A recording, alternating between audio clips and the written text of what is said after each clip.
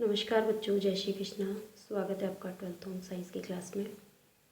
तो बच्चों, हम 11th लेसन पढ़ रहे थे जो था शिशुअवस्था में पोषण।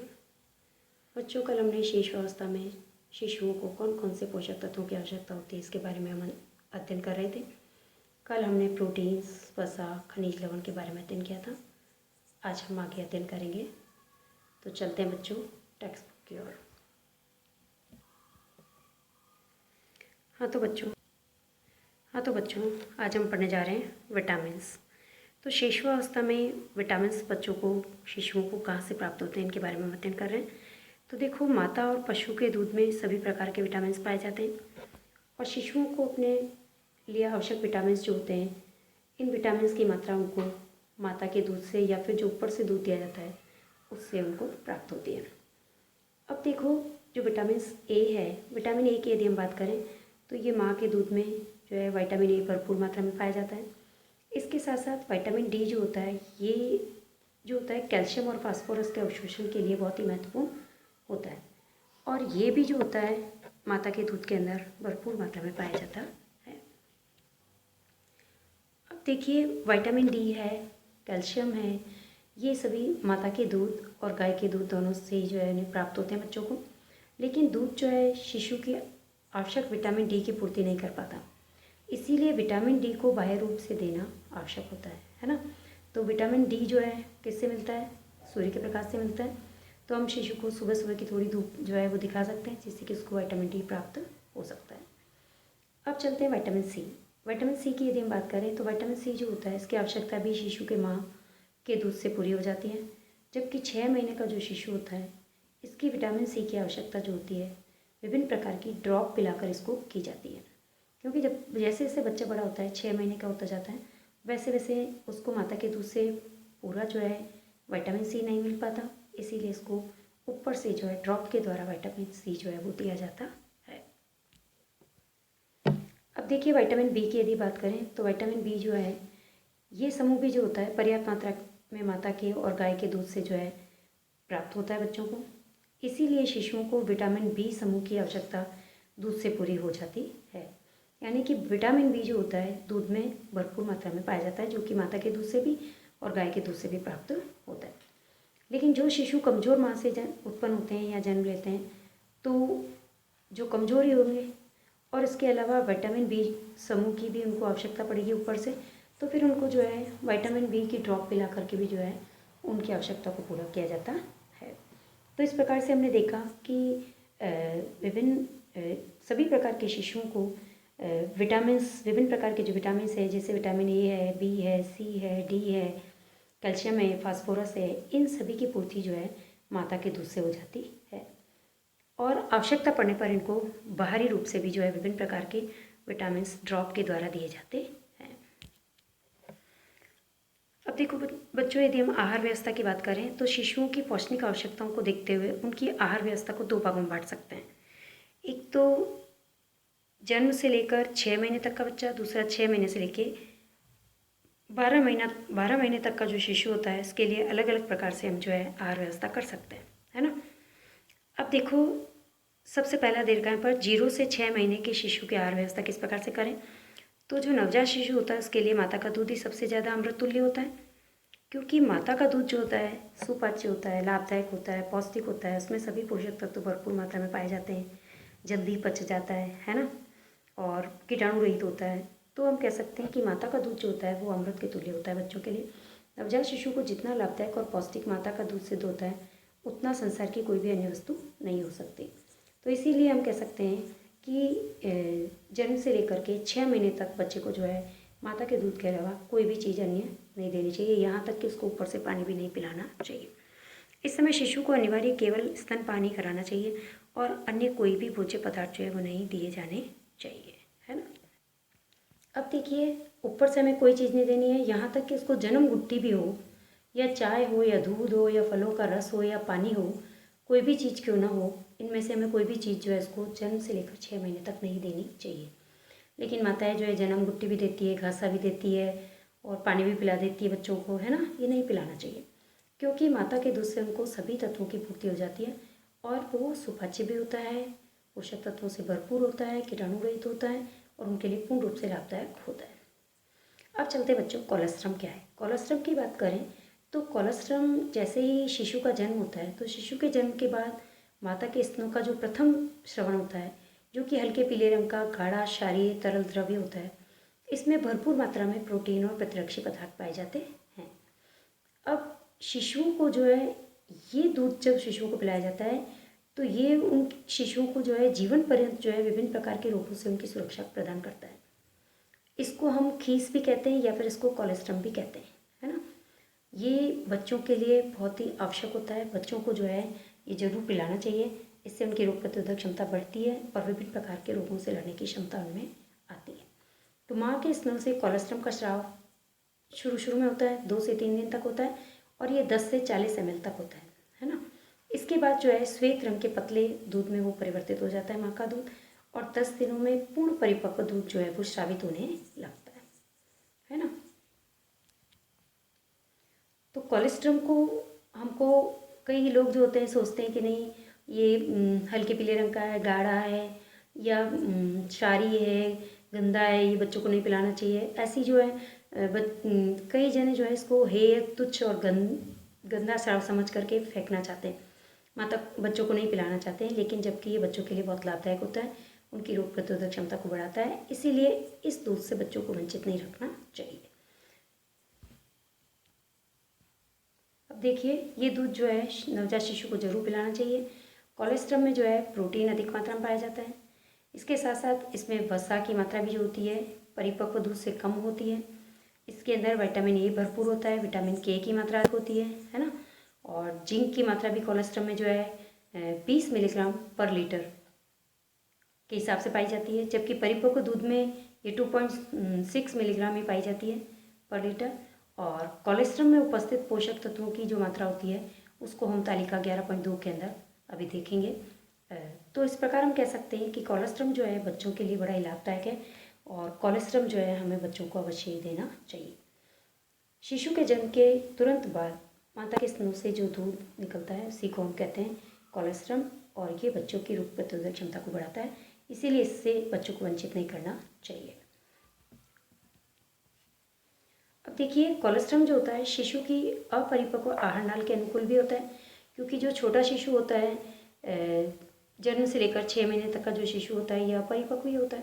तो इसके अंदर के सिस्टम जो होते हैं शरीर के अंदर के वो इतने डेवलप नहीं होते, तो इसीलिए अपरिपक्व आहार नाल के लिए जो है ये बड़ा ही कोलेस्ट्रम जो होता है सुपाच्य होता है और अच्छे से डाइजेस्ट हो जाता है। तो शिशु के प्रथम, इसके साथ साथ शिशु का जो प्रथम मल उत्सर्जन होता है उसमें भी ये सहायता करता है। कौन? कोलेस्ट्रम।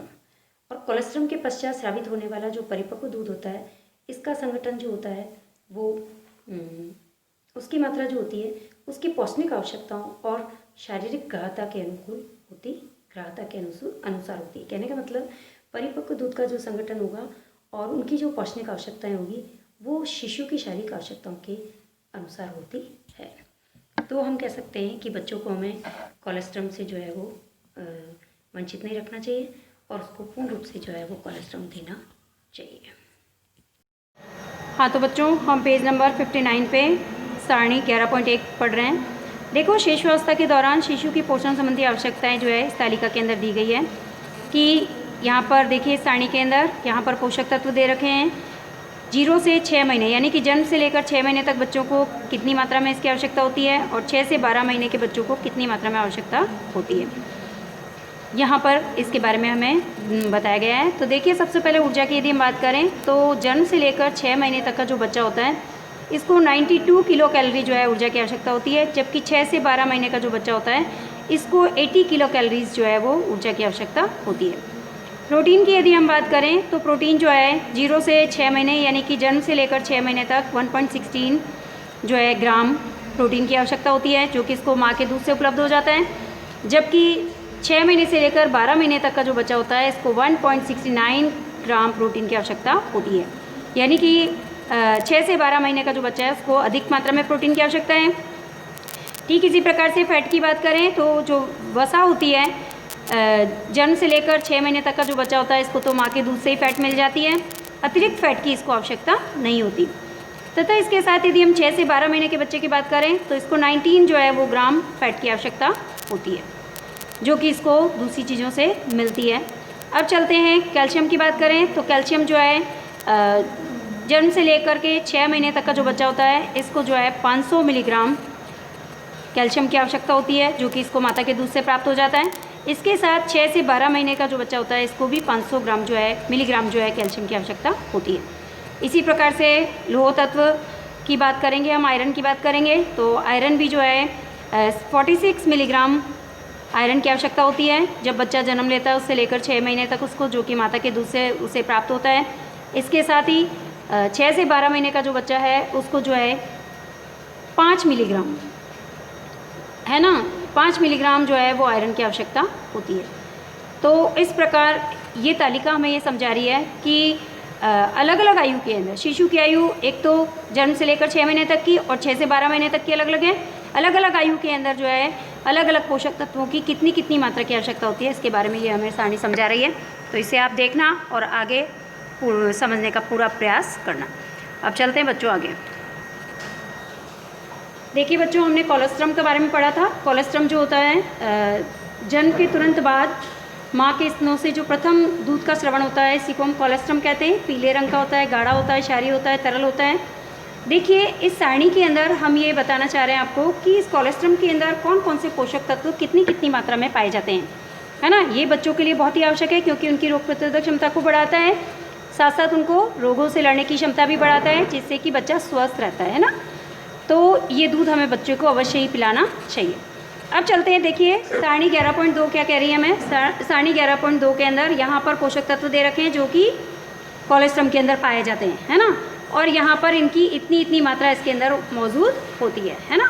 तो देखिए पोषक तत्व, इनसे ऊर्जा जो है कितनी मिलती है। ये जो कोलेस्ट्रम बच्चों को पिलाया जाता है इससे जो है 58 किलो कैलोरीज जो है ऊर्जा प्राप्त होती है बच्चों को। फैट कितनी प्राप्त होती है, 2.9 किलो ग्राम जो है फैट प्राप्त होती है। इसके साथ कैल्शियम की बात करें तो 31 मिलीग्राम जो है कैल्शियम प्राप्त होता है कोलेस्ट्रम से। फास्फोरस की बात करें तो इसमें फास्फोरस भी 14 मिलीग्राम होता है। आयरन जो है इसके अंदर 0.09 मिलीग्राम के बराबर आयरन भी होता है। प्रोटीन जो होता है सबसे ज़्यादा मात्रा में पाया जाता है जो कि 27% ग्राम होता है। और लैक्टोज भी पाया जाता है जो कि 5.3 ग्राम के आसपास होता है। तो हम कह सकते हैं कि कोलेस्ट्रम जो है इसके अंदर बहुत सारे पोषक तत्व होते हैं और ये कोलेस्ट्रम जो होता है बच्चों के लिए बहुत ही आवश्यक होता है, उनकी रोग प्रतिरोधक क्षमता को बढ़ाता है, इसीलिए हमको इसको बच्चे को ज़रूर पिलाना चाहिए। देखिए बच्चों, अब सारणी 11.3 में हम ये पढ़ने जा रहे हैं कि विभिन्न प्रकार के जो दूध है जो बच्चे को दिया जाते हैं, जैसे कि एक तो माँ का दूध दिया जाता है। अच्छा, यदि माँ के जो है दूध नहीं आ रहा है तो फिर हम जो है बच्चे को गाय का दूध देते हैं या फिर भैंस का दूध भी देते हैं बच्चों को। वैसे ज़्यादातर हमें गाय का दूध देना चाहिए यदि माँ का दूध उपलब्ध नहीं है तो। अब देखो यहाँ पर विभिन्न प्रकार के दूध के अंदर कौन कौन से पोषक तत्व कितनी मात्रा में पाए जाते हैं, प्लस उनसे कितनी ऊर्जा प्राप्त होती है, इसके बारे में ये सारणी हमें बता रही है।